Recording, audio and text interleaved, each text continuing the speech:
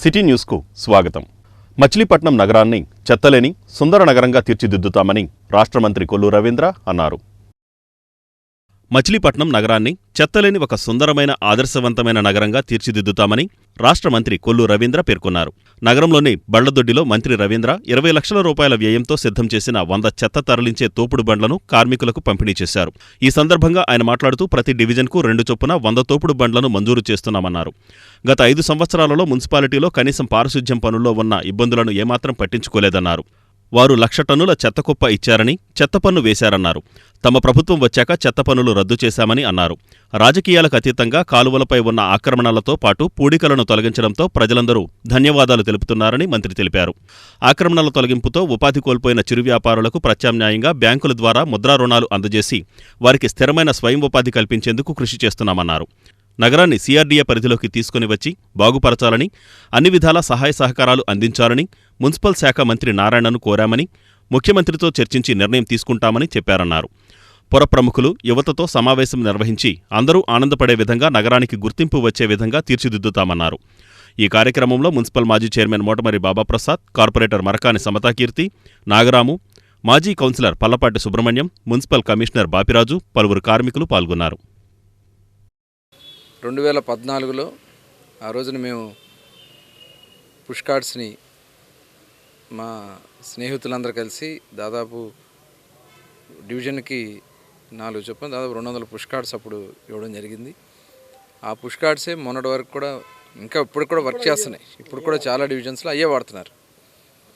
Last 5 సంవత్సరాల్లో ఇవాళ వచ్చి కౌర్లు చెప్తున్నటువంటి ఈ పెద్ద మనుషులు కనీసం మచిలీపట్నం శానిటేషన్ కోసం ఏది అవసరం ఉంది, దాన్ని ఎలా మనం ప్రజలకు ఇబ్బంది లేకుండా చేయాలనే ఆలోచన ఏ రోజు చేయలే. కానీ మనకి 1,00,000 టన్నుల డంపింగ్ మటుకు మిగలబెట్టారు.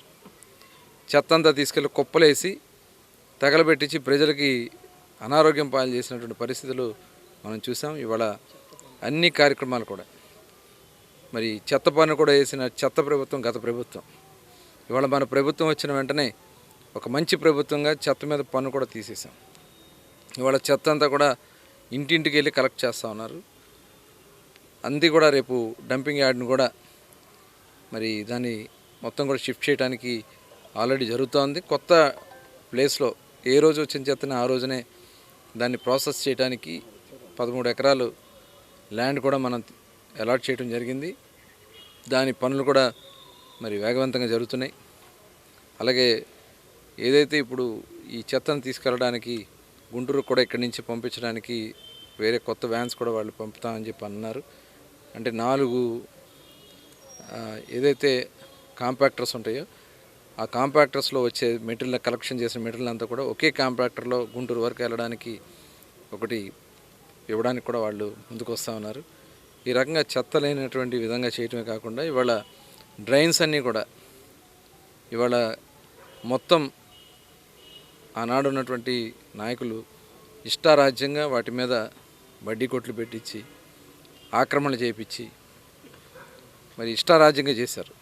ఇవాళ మరి మున్సిపల్ కమిషనర్ గారు నాయకత్వంలో బందరపట్నానికి ఒక మంచి కార్యక్రమాన్ని చేస్తూ ఉన్నారు. మనస్ఫూర్తిగా మున్సిపల్ సిబ్బందిని అందరూ కూడా అభినందిస్తాం.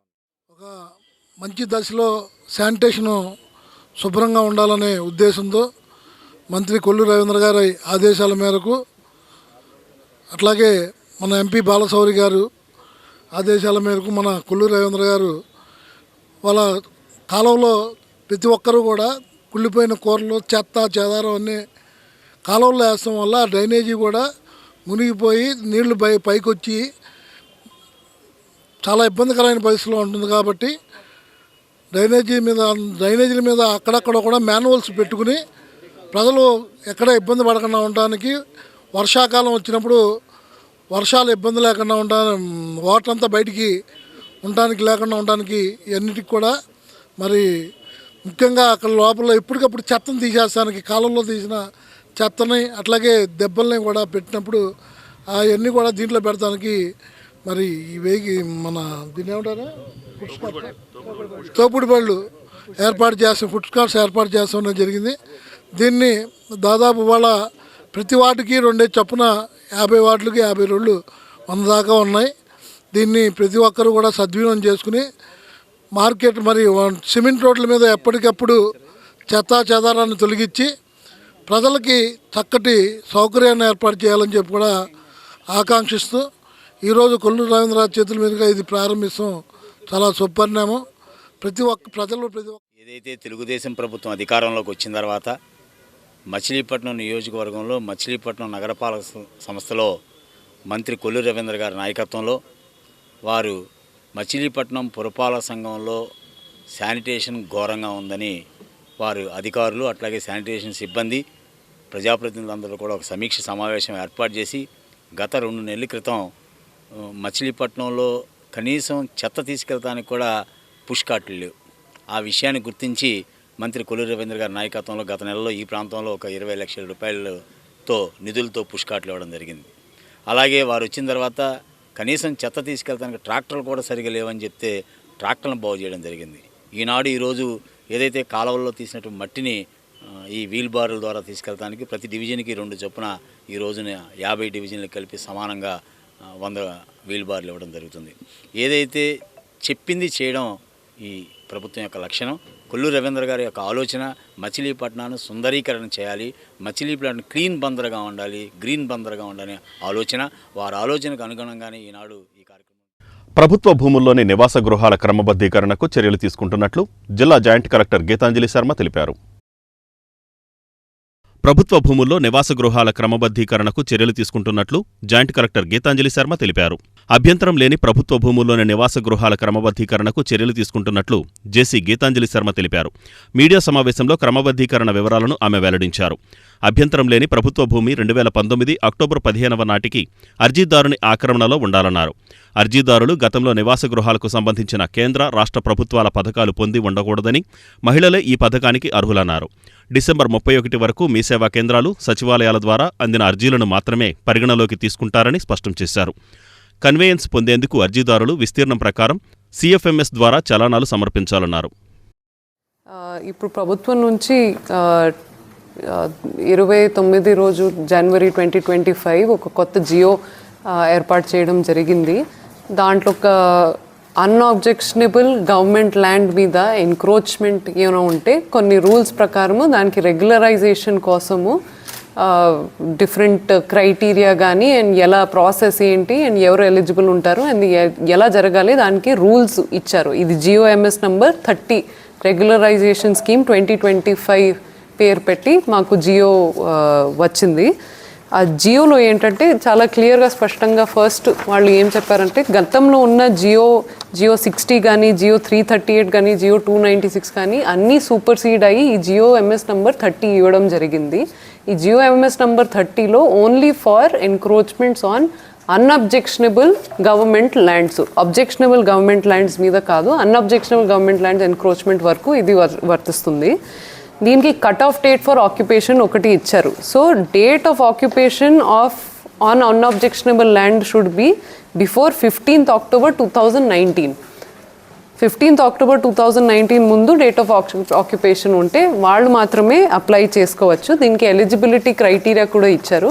మామూలుగా సాధారణంగా మాకు బీపీఎల్ ఫ్యామిలీ అయి ఉండాలి, దానికి కొన్ని క్రైటీరియా ఇచ్చారు. Families having income up to 10,000 per month or rupees 1.2 lakh per year and agricultural land 10 acres dry లేదంటే 3 acres వెట్ కంటే ఎక్కువ ఉండకూడదు. ఇది మెయిన్ క్రైటీరియా అండి. అండ్ దీంట్లో ముఖ్యమైన పాయింట్ ఏంటంటే ఎవరికి కూడా ఎవరైతే అప్లై చేశారో వాళ్ళకి వేరే చోట్ల కానీ మొత్తం స్టేట్లో ఎక్కడ కూడా హౌస్ సైట్ ఉండకూడదు. So anybody who has house site వీళ్ళు దీంట్లో ఎలిజిబుల్ కాదు. So eligibility criteria. దెన్ గతంలో కొన్ని స్టాండర్డ్ రేట్స్ ఇచ్చారండి రెగ్యులరైజేషన్ చేయడానికి. డిపెండింగ్ ఆన్ హౌస్ సైట్ ఎంత సైజ్ ఉంది దాన్ని బట్టి రేట్స్ ఇచ్చారు. ఇప్పుడున్న రేట్స్ కొన్ని రివైజ్ చేసుకుని ఇచ్చారు. నేను అది చెప్తాను. ఎక్స్టెంట్ ఇన్ స్క్వేర్ యార్డ్స్, ఒక ఇల్లు అప్ టు 150 square yards వరకు ఉంటే కాస్ట్ ఆఫ్ అలాట్మెంట్ అది ఫ్రీ ఆఫ్ కాస్ట్ రెగ్యులరైజేషన్ అయిపోతుంది. దీనికి కన్వేయన్స్ డీడ్ కూడా చేస్తారు. రెగ్యులరైజేషన్ చేసిన తర్వాత ఆ కన్వేయన్స్ డీడ్ కూడా ఫ్రీ ఆఫ్ కాస్ట్ ఉంటుంది. 151 to 300 square yard హౌస్ ఉంటే దానికి 15% ఆఫ్ బేసిక్ వాల్యూ బీపీఎల్ కేటగిరీలో పే చేయాలి. ఫీజు రీయింబర్స్మెంట్ గురించి వైసీపీ మాట్లాడడం హాస్యాస్పదమని, గత ప్రభుత్వం పెట్టిన బకాయిలను కూటమి ప్రభుత్వం చెల్లించిందని రాష్ట్ర మంత్రి కొల్లు రవీంద్ర అన్నారు. ఫీజు రీయింబర్స్మెంట్ గురించి వైసీపీ మాట్లాడడం హాస్యాస్పదమని, గత ప్రభుత్వం బకాయి పెట్టిన నిధుల్ని కూటమి చెల్లించిందని మంత్రి కొల్లు రవీంద్ర తెలిపారు. వైసీపీ నేతల డ్రామాలు, వీధి నాటకాలను ప్రజలు నమ్మే స్థితిలో లేరని రాష్ట్ర గనులు, భూగర్భ వనరులు, ఎక్సైజ్ శాఖ మంత్రి కొల్లు రవీంద్ర అన్నారు. విద్యా వ్యవస్థ విషయంలో కూటమి ప్రభుత్వం చిత్తశుద్ధితో పనిచేస్తోందని, విద్యార్థుల్లో నైపుణ్యాలను వెలికితీసే లక్ష్యంతో విద్యారంగానికి బడ్జెట్ కేటాయింపులు చేశామన్నారు. జగన్ రెడ్డి పెట్టిన బకాయిల్లో 750 కోట్ల రూపాయలు ఇప్పటికే చెల్లించామని, జగన్ రెడ్డి అండ్ కో రోడ్డెక్కి పోరాడతామంటే పోయేది వారి పరువేనని, వారు చేసిన అరాచకాలన్నీ బయటపడతాయని గుర్తుంచుకోవాలన్నారు. ఏ కాలేజీ కూడా బకాయిలు లేకుండా చర్యలు తీసుకుంటున్నామని మంత్రి రవీంద్ర తెలిపారు. వైసీపీ కార్యాలయం పేరుతో 50 కోట్ల రూపాయల విలువైన భూమిని కొట్టేయాలనుకోవడం దుర్మార్గమని, జీవో నంబర్ 340 ప్రకారం ఏడాది కాలంలో నిర్మాణాలు చేయాలని, అదే సమయంలో కోర్టు స్టేటస్కో ఇచ్చిన భూమికి జిల్లా అధికారులెవరూ ఇంకా పొజిషన్ ఇవ్వకుండా నిర్మాణాలు ఏ విధంగా చేస్తారో సమాధానం చెప్పాలని డిమాండ్ చేశారు. గతంలో అక్రమ కట్టడాలంటూ ప్రజావేదికను కూల్చేశారని, ప్రస్తుతం అక్రమ కట్టడాలను ప్రజా ప్రయోజనాల కోసం వినియోగించాలని అధికారులు భావిస్తున్నట్లు మంత్రి రవీంద్ర తెలిపారు. కొత్త దొంగ నాటకానికి శ్రీకారం చుట్టారు. ఇవాళ వాళ్ళు చేయాల్సింది బయటకు వచ్చి కలెక్టరేట్ దగ్గర ఇంకో చోట కాదు, సాక్షాత్తు జగన్మోహన్ రెడ్డి ఇంటి ముందుకెళ్ళి వీళ్ళు ధర్నాలు చేయాలి తప్ప, గతంలో జగన్మోహన్ రెడ్డి చేసినటువంటి విద్యా వ్యవస్థని సర్వనాశనం చేసి విద్యార్థులను అడ్డం పెట్టుకుని ఆస్తులు కొట్టేయాలని ప్రయత్నం చేసింది వాస్తవం కాదా అని చెప్పి నేను అడుగుతాను. ఇవాళ మీరు ఫీజు రియంబర్స్మెంట్ గురించి మాట్లాడుతున్నారు. మీకు అసలు ఆ ఫీజు రియంబర్స్మెంట్ గురించి మాట్లాడే అర్హత ఉందా? గతంలో మేము 2014-19లో రాష్ట్ర వ్యాప్తంగా 16 లక్షల మందికి మేము ఫీజు రియంబర్స్మెంట్ ఇస్తే కేవలం 8-9 లక్షల మందికి ఇచ్చి చేతులు దులుపుకుంది వాస్తవం కాదా? అది కూడా అంకె మాత్రమే. ఈరోజు దాదాపు డిగ్రీ స్టూడెంట్లకి ఫీజు రియంబర్స్మెంట్ కింద ఇంటర్ కానీ మొత్తం అందరికి కలిపి 2832 కోట్ల రూపాయలు బకాయిలు పెట్టింది వాస్తవం కాదా? అట్లాగే పీజీ ఫీజు రియంబర్స్మెంట్ కింద దాదాపు 450 కోట్లు బకాయిలు పెట్టింది వాస్తవం కాదా? ఇవాళ వసతి దీవెన అని చెప్పి దాదాపు 989 కోట్ల రూపాయలు ఇవాళ బకాయిలు పెట్టింది వాస్తవం కాదా? దాదాపు దగ్గర 4500 కోట్ల రూపాయల పైన పేద విద్యార్థులకు ఇవ్వాల్సింది నువ్వు బకాయిలు చెల్లించకుండా కేవలం ఉత్తుత్తి బటన్లు నొక్కి మోసం చేసింది వాస్తవం కాదా? ఈరోజు విద్యా వ్యవస్థలోనే సమూలమైనటువంటి మార్పులు తీసుకొస్తూ ఇవాళ విద్యార్థులకి, ఆంధ్ర రాష్ట్ర విద్యార్థులకి ఒక ప్రపంచ స్థాయి గుర్తింపు తెచ్చింది నారా చంద్రబాబు నాయుడు గారు. ఇవాళ తిరిగి మళ్ళీ ఇవాళ మానవ వనరుల శాఖ మంత్రిగా, ఐటీ శాఖ మంత్రిగా ఇవాళ ఎడ్యుకేషన్ డిపార్ట్మెంట్లో మొత్తాన్ని కూడా ప్రక్షాళన చేస్తూ ఇవాళ మీరు మూసేయాలనుకున్నటువంటి స్కూల్స్లన్నింటిని కూడా చాలా అద్భుతంగా ఒక కార్యాచరణని తయారు చేసుకుంటూ, అట్లాగే టీచర్స్ను కూడా దాదాపు 16,400 మంది టీచర్స్ని ఇవాళ ఏర్పాటు చేయడానికి డిఎస్సి కండక్ట్ చేయడం. పెడనలో హిందూ శ్మశాన వాటిక అభివృద్ధికి కృషి చేయాలని శ్మశాన వాటిక అభివృద్ధి కమిటీ పిలుపునిచ్చింది. పెడనలో హిందూ శ్మశాన వాటిక అభివృద్ధి పరిరక్షణకు కృషి చేయాలని శ్మశాన వాటిక అభివృద్ధి కమిటీ పిలుపునిచ్చింది. పెడన పట్టణంలోని 5వ వార్డులో హిందూ శ్మశాన వాటిక అభివృద్ధి పరిరక్షణకు ఈ నెల 15వ తేదీ ఉదయం 9 గంటలకు పట్టణంలోని తోటమూల సెంటర్ సమీపంలో గల టీడీపీ నియోజకవర్గ కార్యాలయంలో ఎమ్మెల్యే కాగిత కృష్ణప్రసాద్, ఎంపీ బాలశౌరికి వినతిపత్రం అందజేయనున్నట్లు శ్మశాన అభివృద్ధి కమిటీ తెలిపింది. ఈ కార్యక్రమానికి ప్రతి ఒక్కరూ పాల్గొని జయప్రదం చేయాలని కమిటీ పిలుపునిచ్చింది. పట్టణంలోని శ్రీ గంగా పార్వతీ సమేత అగస్తీశ్వర స్వామి దేవస్థానంలో నిర్వహించిన మీడియా సమావేశంలో బల్లా ప్రసాద్, ఎక్కల శ్యామలయ్య, బొడ్డు దీక్షానందం, కమ్మగంటి బాబు, గొల్లంకి మాధవ, ఊటుకూరు సూర్యప్రకాశరావు, వాసా సాంబశివరావు తదితరులు పాల్గొన్నారు. పట్టణంలో 5వ వార్డులో ఉన్నటువంటి హిందూ శ్మశాన వాటిక పరిరక్షణ మరియు అభివృద్ధి కార్యక్రమాల నిమిత్తంగా మన గౌరవ ఎంపీ గారు వల్లభనేని బాలశౌరి గారు గతంలో హిందూ శ్మశాన వాటిక అభివృద్ధి కోసం ఖచ్చితంగా కట్టుబడి ఉన్నామని చెప్పేసి మనకి చెప్పిన దాని మీదట దానిలో భాగంగా ఈ నెల 15వ తేదీన స్థానికంగా ఉన్నటువంటి మన శాసనసభ్యుల వారి కార్యాలయంలో మన శాసనసభ్యుల వారు గౌరవనీయులు కాగిత కృష్ణప్రసాద్ గారికి అలాగే మరియు మన ఎంపీ గారు వల్లభనేని బాలశౌరి గారికి మన హిందూ బంధువులందరూ కూడా కలిసికట్టుగా వెళ్ళి వినతి పత్రాన్ని సమర్పించే కార్యక్రమాన్ని చేపట్టడం జరిగింది. ఈ కార్యక్రమానికి ప్రతి ఒక్కరూ కూడా వారి ఇంటి సమస్యగా ఇది భావించి ఎన్నో సంవత్సరాల నుండి మనకే అలా సమస్యగానే ఉన్నటువంటి ఈ కార్యక్రమాన్ని అందరం కలిసికట్టుగా అందరికీ కూడా పేరు పేరున పిలిచినట్టుగానే భావించి ప్రసార మాధ్యమాల ద్వారా ఈ సందేశాన్ని అందుకుని ప్రతి ఒక్కరూ కూడా వారి యొక్క 15వ తారీఖున శనివారం రోజున మన పెడనంలో ఉన్నటువంటి హిందూ శ్మశాన వాటిక అభివృద్ధి కోసమై నిధులు అడగడానికి మన ఎమ్మెల్యే గారి కార్యాలయానికి ఎంపీ గారు వస్తున్న సందర్భంగా మన శ్మశానంలో ఎవరైతే ఉపయోగించుకుంటున్నారో అన్ని కులాల వాళ్ళు కూడా మాకు పిలుపు లేదు, మాకు చెప్పలేదు అన్న మాట లేకుండా పార్టీలకు అతీతంగా ఈ కార్యక్రమంలో పాల్గొని మనం ఎంపీ గారిని ఎక్కువ నిధులు అడగడానికి అవకాశం కల్పించేందుకు మరీ కోరుతున్నాం. ఎందుకంటే శ్మశాన వాటికి అక్కడ మట్టి కార్యక్రమాలకు వెళ్ళినప్పుడు ఎంత ఇబ్బందులు పడుతున్నారో అక్కడికి వచ్చే ప్రతి ఒక్కరూ తెలుస్తుంది. ఆ ఇబ్బందిని మనం పడతాం కాకుండా ఎంపీ గారికి డైరెక్ట్గా ఎమ్మెల్యే గారి సమక్షంలో మన నాయకుల సమక్షంలో మనం తెలియజేస్తే అది దానికి వివరంగా ఉంటుంది. అందుకని ఎప్పటి నుంచో కొన్ని వందల సంవత్సరాల నుంచి పెండింగ్లో ఉన్నటువంటి ఈ హిందూ శ్మశాన వాటిక సమస్యని అందరి ఐక్యతతో అందరం కలిసి దాన్ని పూర్తి చేయాల్సిందిగా రావడానికి Mopidevi branch Indian red cross society సేవలు అభినందనీయమని గ్రామీణ యువజన వికాస సమితి అధ్యక్షులు మండలి వెంకట్రాం అన్నారు. Mopidevi branch Indian red cross society సేవలు అభినందనీయమని గ్రామీణ యువజన వికాస సమితి అధ్యక్షులు మండలి వెంకట్రాం అన్నారు. మోపిదేవి పంచాయతీలోని బోదగుంట గ్రామానికి చెందిన కొమ్ము బ్రహ్మయ్యకు చెందిన గృహం ఇటీవల అగ్ని ప్రమాదంలో పూర్తిగా దగ్ధమైంది. గృహం పూర్తిగా దగ్ధం కావడంతో బ్రహ్మయ్య కుటుంబం సభ్యులు కట్టుబట్టలతో మిగిలారు.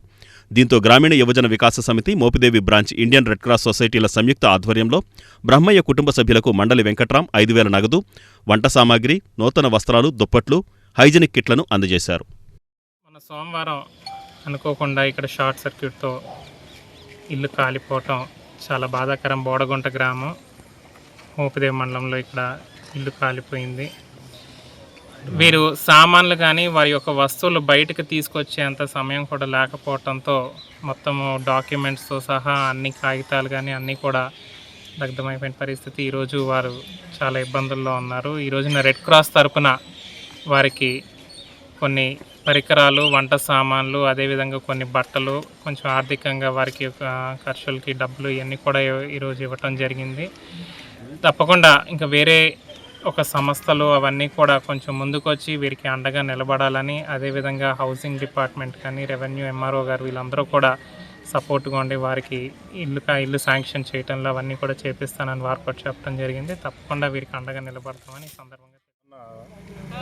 మోపిదేవి మండలం బోడగుంట గ్రామంలో బ్రహ్మయ్య గారి ఇల్లు దగ్ధమైన సందర్భంగా సమితి అధ్యక్షులు మండలి వెంకట్రామ గారు అలాగే ఇండియన్ రెడ్ క్రాస్ సొసైటీ తరఫున ఈరోజు వారికి నిత్యావసర సరుకులు, ఇంట్లో కావాల్సిన కొంత సామాగ్రి అందించడం జరిగింది. ఈ కార్యక్రమం మేము కూడా అదేవిధంగా జనసేన పార్టీ మోదే మండలం తరఫు నుంచి కూడా వారికి ఎంతో కొంత సహాయం చేయాలని చెప్పి అనుకుంటున్నాం. అది కూడా మండలి వెంకట్రామ గారు, రాజాబాబు గారి ఆధ్వర్యంలో ఆయన ద్వారా ఆయన సూచనలతో మేము ముందుకు వెళ్తామని చెప్పి, అలాగే ఈ కార్యక్రమానికి ఇచ్చేసి వీళ్ళకి అండగా నిలిచినందుకు ఇండియన్ రెడ్ క్రాస్ సొసైటీ వాళ్ళకి ధన్యవాదాలు తెలియజేస్తున్నాం. ఏకాగ్రత, పట్టుదల, క్రమశిక్షణ వంటివి అలవర్చుకుంటే ఉన్నత శిఖరాలు అధిరోహించవచ్చని DIET college retired principal MVG Anjaneyulu పేర్కొన్నారు. ఏకాగ్రత, పట్టుదల, క్రమశిక్షణ వంటి మంచి లక్షణాలను అలవర్చుకుంటే ఉన్నత శిఖరాలను అధిరోహించవచ్చునని డైట్ కళాశాల రిటైర్డ్ ప్రిన్సిపల్ ఎంవిజి ఆంజనేయులు అన్నారు. పెడన పట్టణంలోని విశ్వభారతి హైస్కూల్ నందు జరిగిన 10వ తరగతి విద్యార్థుల వీడ్కోలు కార్యక్రమంలో ముఖ్య అతిథిగా పాల్గొన్న ఆంజనేయులు మాట్లాడుతూ, రాబోయే 10వ తరగతి పరీక్షల దృష్ట్యా విద్యార్థులకు అనేక సలహాలు, సూచనలు చేశారు. 100% ఫలితాలు రావాలని ఆకాంక్షిస్తూ ఎంతోమంది సాధించిన విజయాల ఫోటోలను చూపిస్తూ విద్యార్థులను ఉత్తేజపరిచారు. కాగా ఉదయం హైస్కూల్లో సరస్వతీ పూజ కార్యక్రమాన్ని పురోహితులు కన్నబాబు ఆధ్వర్యంలో నిర్వహించారు. ఈ కార్యక్రమంలో అప్సా రాష్ట్ర ఉపాధ్యక్షులు సాబుజాన్, మచిలీపట్నం డివిజన్ అధ్యక్షులు కెవి జాన్, చైతన్య కళాశాల ప్రిన్సిపల్ డి హరీష్ బాబు, విజయానంద కళాశాల డైరెక్టర్ విద్యాధర్, హిందీ ఉపాధ్యాయులు అబ్దుల్ అమీన్, విశ్వభారతి హైస్కూల్ ప్రిన్సిపల్ అనుముకొండ గౌరీప్రసాద్, ఉపాధ్యాయులు, విద్యార్థులు, తల్లిదండ్రులు తదితరులు పాల్గొన్నారు. ఒక 1 వీక్ 10 డేస్ మీకు ట్రైనింగ్ ఇప్పించి, ఒక 15 డేస్ ట్రైనింగ్ ఇప్పించి, ఆ 10 రోజుల ట్రైనింగ్లోనే మీ రాతని అంతకుముందుకి ఇప్పటికి కూడా వేరియేషన్ చూపించేటటువంటి స్థితికి తీసుకొచ్చి మిమ్మల్ని మార్కుల్లో వేరియేషన్ తీసుకురావడానికి తీసుకొచ్చిన అద్భుతమైనటువంటి స్టెప్. ఇది ఒక్కటే కాదు, ఇవాళ కొన్ని కొత్త కాన్సెప్ట్స్ కూడా వచ్చినాయి. ఏంటంటే స్కూల్లో దొరకనివి బయట ట్యూషన్ పాయింట్స్ అని పెట్టి, బయట అంటే స్కూల్లో ఏవైతే దొరకటం లేదో కో-కరిక్యులర్ యాక్టివిటీస్లో అవి నడిపించేటటువంటి చింతగుంటపాలెంలోని శివాలయంలో శివపార్వతుల కళ్యాణాన్ని అంగరంగ వైభవంగా నిర్వహించారు. చింతకొండపాలెంలోని శివాలయంలో శివపార్వతుల కళ్యాణం వైభవంగా నిర్వహించారు. శ్రీ బాలా త్రిపుర సుందరి సమేత నాగేశ్వరస్వామి ఆలయ వార్షిక ఉత్సవాలలో భాగంగా ప్రత్యేక పూజలు, అభిషేకాలు జరిపారు. అనంతరం శివకళ్యాణం అంగరంగ వైభవంగా జరిపారు. పెద్ద సంఖ్యలో భక్తులు ఈ కార్యక్రమంలో పాల్గొన్నారు.